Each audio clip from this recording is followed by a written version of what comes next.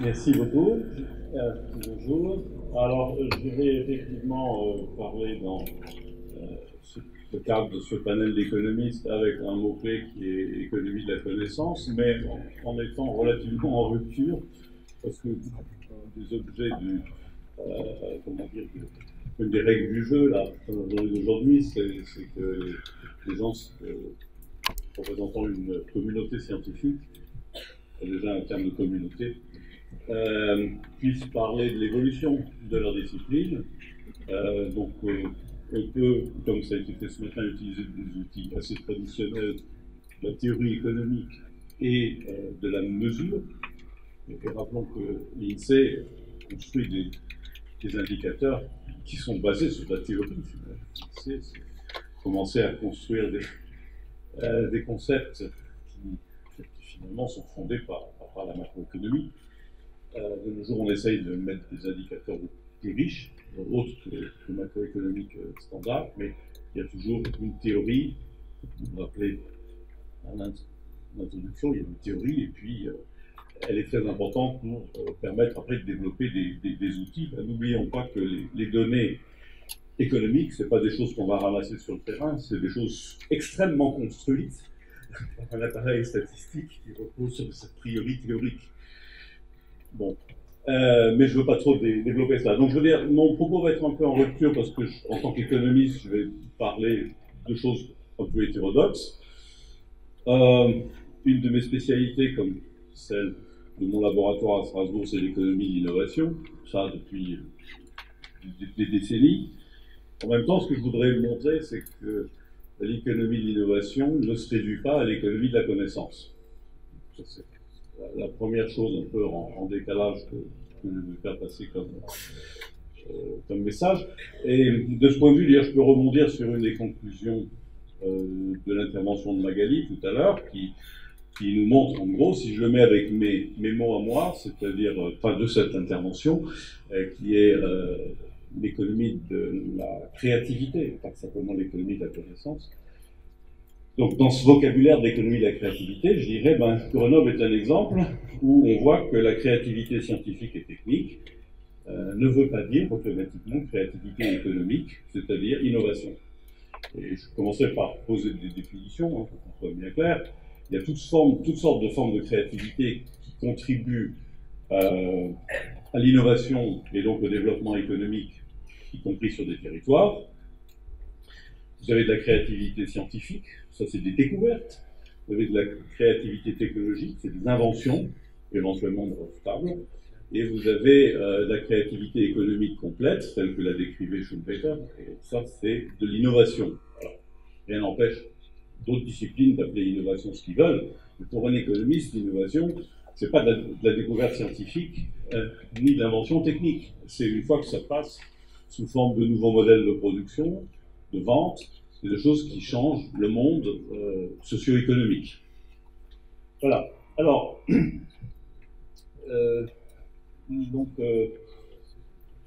sur mon premier slide, il y a, comment on dit ça en français déjà, c'est ma première image, il y a l'introduction de mon topo. Donc je résume, les économistes analysent généralement l'innovation comme un phénomène cognitif. C'est pour ça qu'on pense spontanément que pour parler d'innovation, pour parler d'économie de la connaissance. Donc ce que je résume là sur cette première image, c'est vraiment un peu la position classique des économistes face aux problèmes d'innovation, l'innovation des territoires. C'est de les considérer comme un processus cognitif.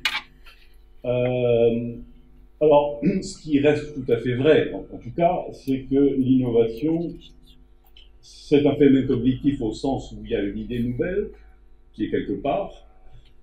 Quelquefois même, il faut beaucoup d'idées nouvelles différentes qui convergent vers une réalisation concrète. Donc, on a des phénomènes cognitifs. Ces phénomènes sont en général des processus collectifs. Je résumerai ça par une phrase. Ça fait longtemps que les historiens de l'innovation, les économistes, etc., ont montré qu'on n'innove jamais seul. C'est impossible pour un acteur économique, et encore moins pour un individu, d'innover. À l'extrême limite, quelqu'un comme Einstein, qui a en tête toute la physique jusqu'à lui, peut avoir des idées fulgurantes pour restructurer tout ça et le présenter sous une vision nouvelle. Mais l'innovation économique, il y a certainement des individus très malins qui ont des idées en rupture, mais avant que ça devienne quelque chose qui a un impact économique et social et territorial, il y a énormément de rouages, d'enrôlement d'alliés, de partenaires, et de lutte contre tous les gens que ça n'arrange pas, cette innovation. Comme le disait Schumpeter, l'innovation est une destruction créative. N'oublions pas que c'est de la destruction. Et que plein de gens ne sont pas d'accord, forcément. Donc, innover, ça ne veut pas simplement dire avoir une nouvelle idée, c'est de la faire passer en recrutant des alliés, en trouvant des corps de savoir complémentaires, en convainquant des tas de gens, et en luttant contre des tas d'autres. Bien, donc il y a la notion de réseau d'acteurs. Alors ensuite on se dit, ah ben tiens, voilà le lien avec les territoires. Les territoires sont des lieux où il y a des réseaux qui vont s'établir. Alors ça aussi c'est une approche que je trouve un peu réductrice de beaucoup d'économistes, c'est dire, bon, l'innovation n'est pas une affaire individuelle, c'est une affaire de réseau, donc il y a des partenaires qui se mettent ensemble. Ce que je veux montrer là-dedans, comme ça a été souligné en introduction par M. Lallemand, c'est qu'il y a un autre concept que celui de réseau qui est peut-être plus intéressant encore, c'est celui de communauté. Alors, le concept de communauté, ça sent le souffle pour un économiste, parce qu'on va dire, oh là là, ça sent les sciences sociales, tout ça. Oui, certes, bah, welcome.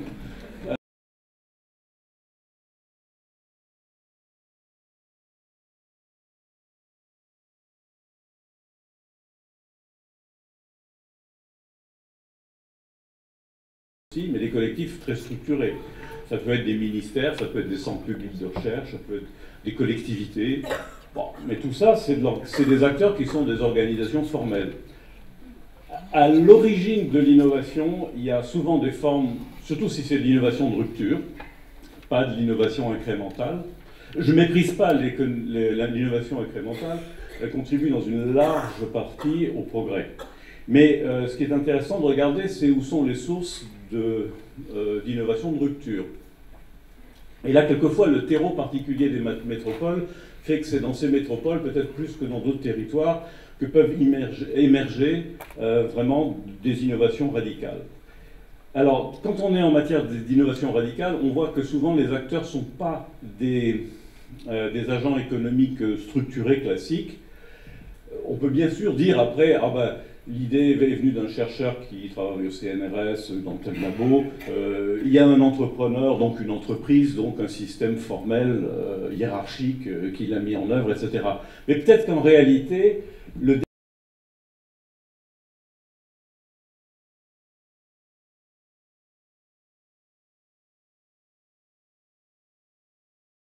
appartiennent peut-être à diverses industries ou diverses entreprises concurrentes, ou même qui peuvent se trouver aussi dans des labos publics ou dans des collectivités, pourquoi pas, mais qui partagent une même pratique professionnelle et qui se posent les mêmes questions et qui cherchent de manière collective à trouver des réponses à leurs questions.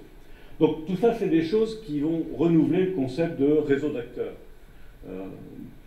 Les collectivités, c'est les communautés, donc, tout à l'heure je présenterai les deux types, sont des communautés, ce sont des choses qui sont plus complexes et plus difficiles à décrire que des acteurs institutionnels.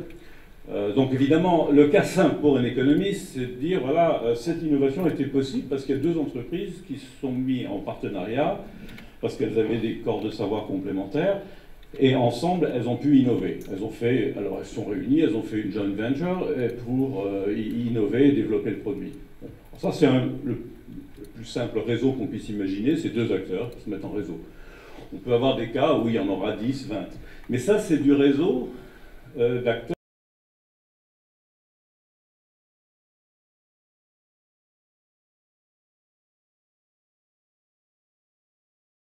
qui existent à l'intérieur des entreprises.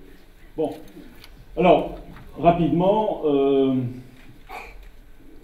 bon, rassurez-vous, j'ai mis du temps avec cette intro, mais j'ai déjà dit une partie de ce que j'avais à dire après. Je rappelle que vous avez une dizaine de diapositives, hein, donc voilà. Voilà, mais vous avez gagné du temps sur les prochaines. La dimension spatiale, j'ai mis voire territorial, parce que pour moi, un territoire, c'est beaucoup plus riche qu'un espace défini par une distance. Donc la dimension spatiale est si possible territoriale de l'innovation. Alors elle n'est pas passée sous silence par la littérature économique classique, disons classique, du courant principal, mais on l'attrape à travers le concept d'externalité de connaissance que Elisabeth a rappelé en introduction. Alors, évidemment, quand on pense externalité de connaissance, on pense quand même plus à de la connaissance formelle qu'à des connaissances qui sont en voie de construction dans des communautés. Donc voilà pourquoi toutes ces hypothèses sous-jacentes à la représentation générale, je vais gentiment les remettre en question. Enfin, gentiment, je veux dire par là que ça continue à avoir toute sa pertinence, mais on n'attrape pas tout le réel en matière de créativité et d'innovation avec ces a priori théoriques-là.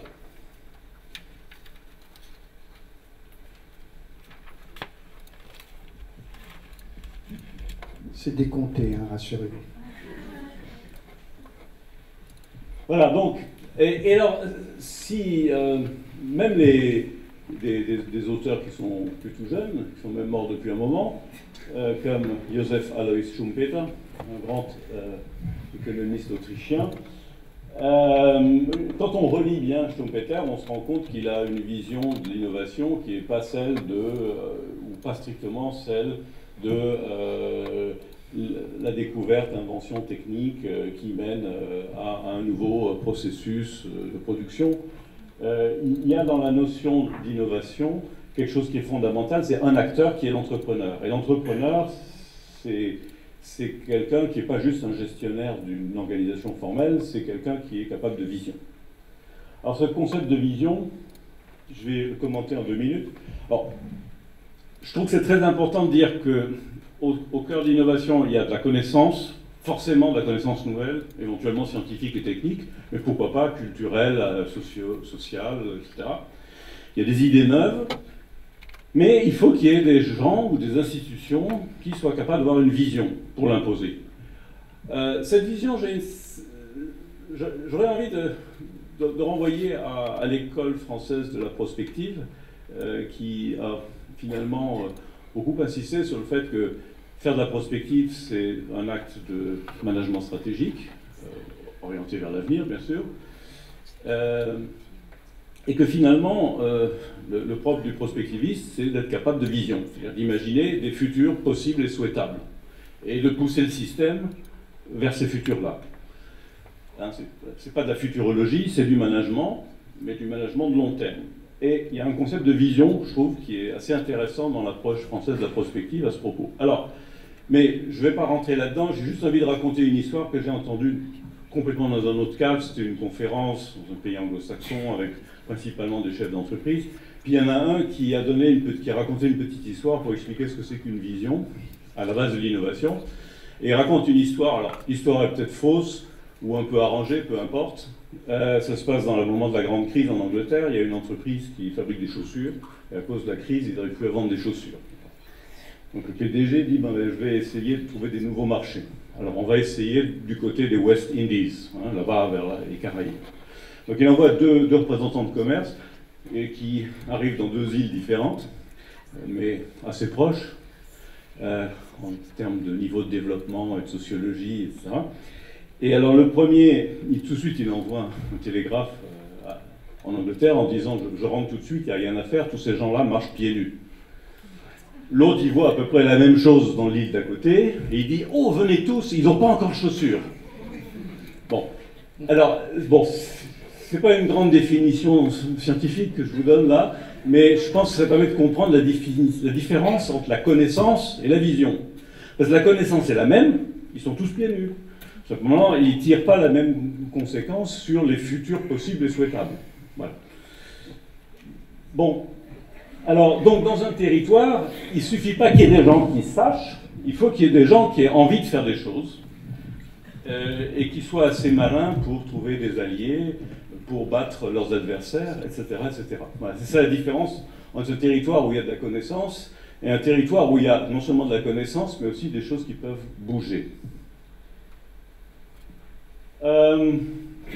Donc on arrive à la notion de créativité. Là, on peut renvoyer à quelqu'un comme Sternberg, qui est un des auteurs qu'on cite en général quand on parle de créativité. Donc c'est quoi la créativité?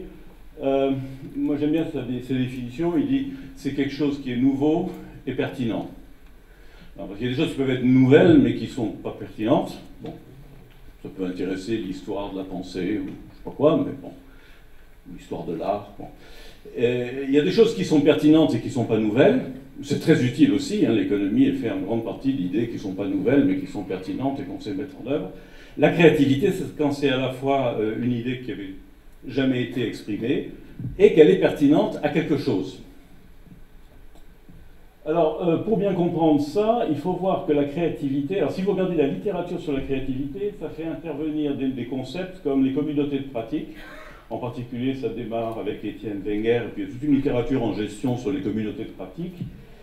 Et il y a une sorte de communauté qu'on utilise de plus en plus quand on essaie de comprendre qu'est-ce qui est tout à fait à l'origine de l'innovation, upstream, hein, tout à fait sur le front d'innovation. Ben, on trouve d'autres formes de communautés qui ne sont pas forcément les communautés de pratique, mais qui sont ce que des gens comme Patrick Cohendé, notre collègue à l'Université de Montréal, lui et ses collègues, mais des gens comme David Forêt, a déjà été Dominique, j'ai mis David, Dominique Forêt, excusez-moi pour le lapsus, ou Robin Cowan, des gens comme ça, bon, ont travaillé sur le concept de communauté épistémique. Et communauté épistémique, c'est des communautés, bon, assez typiquement plutôt de chercheurs, mais ce n'est pas forcément des chercheurs en sciences, ça peut être dans d'autres disciplines d'industrie créative. Mais une communauté épistémique, c'est une communauté qui cherche de manière un peu intuitive, qui tourne autour d'une intuition, et il y a un moment, cette intuition, elle va se cristalliser et elle va être transformée dans quelque chose qui est compréhensible par le reste du monde. Et c'est quoi le reste du monde? Ben, ce sont ces acteurs institutionnels. C'est-à-dire qu'il y a un moment, pour que l'idée nouvelle déclenche des marchés, du développement économique, social, etc., change le monde, il va falloir que ce soit relayé par des vraies institutions formelles, des entreprises, des collectivités, des choses comme ça.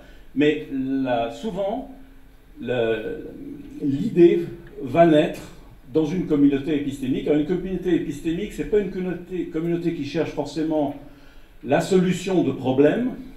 Ça, c'est l'approche un peu technique, c'est plutôt des communautés de pratique. La communauté épistémique, c'est une communauté qui cherche à préciser un concept nouveau. Donc, c'est vraiment, elle a un objectif cognitif fondamental, pas connaissance pour agir, mais plus connaissance pour connaissance. Elle peut être hybride, c'est-à-dire intégrer des chercheurs au même titre que des professionnels qui se continueraient avec ce type d'interrogation. On peut y répondre plus tard. Oui, mais le cas le plus fréquent, c'est quand même des gens qui partagent un peu le même métier. Parce que si, par exemple, je prends la communauté épistémique des physiciens des hautes énergies, c'est pas très facile de mixer ça avec d'autres types de gens pour savoir quel est l'agenda de recherche que l'on va se proposer tous collectivement et quel est le concept qui devrait être central dans la nouvelle représentation. Dans les communautés de pratique, on a peut-être plus de mixité.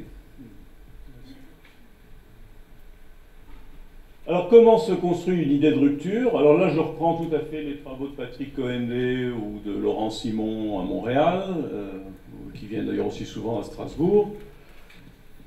Montréal, non seulement c'est un endroit intéressant comme cité créative, hein, on le cite souvent, ça a déjà existé, mais il y a aussi des gens assez intéressants du côté des économistes et des gestionnaires, du côté du laboratoire Mosaïque de l'école de l'UM, hein, de l'Université de Montréal. Alors, donc, dans cette littérature, il y a un peu trois niveaux. Il y a l'étincelle. Alors, cette étincelle, elle va se produire dans une communauté épistémique. Il y a ensuite la construction sociale de l'idée. Alors là, on est de nouveau sur le champ des sociologues, et en particulier des gens comme Calon, hein, Michel Calon. Et donc ça se fait au sein de la communauté épistémique avec ce qu'on appelle l'écriture d'un codebook, c'est qu'à un moment, quelqu'un va écrire le manifeste en disant ce que nous cherchons tous un peu, tous ensemble, ça peut s'écrire comme ça. Alors, de même qu'il y a le manifeste des surréalistes dans les années 10, ou le manifeste du cubisme au début du siècle, du XXe siècle à Paris, il y a aussi des gens dans d'autres communautés scientifiques, techniques, diverses, des gens qui à un moment écrivent le manifeste et qui disent voilà, je crois que ce qu'on cherche tous ensemble c'est ça. Et après, the landing, il faut atterrir. Alors, quand on atterrit, c'est là que la dimension de pertinence est essentielle, et c'est là que l'idée créative va vraiment enclencher sur le monde économique et social. Bon, il va me rester 1 minute et quelques. Alors, je peux passer rapidement là-dessus, parce que ce que je voulais dire, c'est comment, quand on pense comme ça, on a des a priori théoriques différents de ce qu'on fait avec les outils habituels des économistes. Et je termine par ce petit dessin, ce petit schéma de Patrick Cohendé et de ses collègues, qui est assez parlant, je trouve. C'est comment est-ce que sur un territoire peut s'organiser cette organisation cognitive qui va de l'étincelle qui est partie dans une certaine communauté jusqu'à devenir des réalisations économiques, sociales, du développement urbain, tout ce que vous voulez. Alors, les communautés sont dans l'underground. Donc c'est des gens, ils causent entre eux, ils se comprennent plus ou moins entre eux. Le reste du monde ne les perçoit pas vraiment. Bon. Et là, le focus, c'est sur l'exploration. C'est-à-dire, on explore pour essayer de trouver quelle est l'idée fondamentale autour de laquelle on tourne tous ensemble. L'idéal, c'est d'aller jusqu'à l'upper ground. Bon, bien sûr, on joue sur les mots, hein, underground, bon, c'est les cultures un peu marginales. Et l'upper ground, c'est toutes les structures comme les firmes, les collectivités, tout ce que vous voulez. Et ceux-là, ils vont à ce moment-là exploiter l'idée. Donc on est sur une rationalité d'exploitation, on n'est plus sur de l'exploration. Et ce qui est très important, entre autres pour les territoires, c'est d'avoir du middle ground. Parce que normalement, les gens qui sont dans les institutions formelles, ils ne connaissent pas du tout, ou ils ne veulent pas connaître les gens de l'underground. Ou rarement. Bon, ils ne sont pas payés pour s'occuper de ces gens-là. Inversement, les gens de l'underground ne veulent absolument pas être récupérés par un upperground quelconque. Bon, s'ils peuvent tirer un peu d'argent personnellement, ça ne leur déplaira pas, mais ils sont dans un monde qui n'est pas celui de la valorisation économique, ni même sociale parfois. L'art pour l'art. Bon. Donc ce qu'il faut, c'est du middle ground pour que ces gens se rencontrent. Alors ce middle ground, c'est difficile d'en parler en 2 mots parce qu'il est extrêmement varié. Ce que disent mes collègues, c'est que ça peut être des places ou des spaces. Si c'est des spaces, c'est des espaces en général. Ça peut être par exemple des plateformes internet où les gens interagissent. Mais, et c'est là que ça nous intéresse pour les territoires et les métropoles, ça peut être des lieux physiques. À ce moment-là, c'est les places.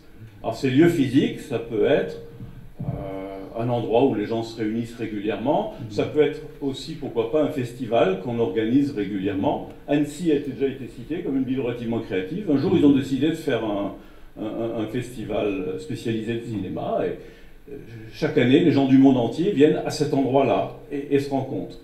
Voilà, j'en dirai pas plus, on pourra peut-être en parler. Bien sûr. Merci.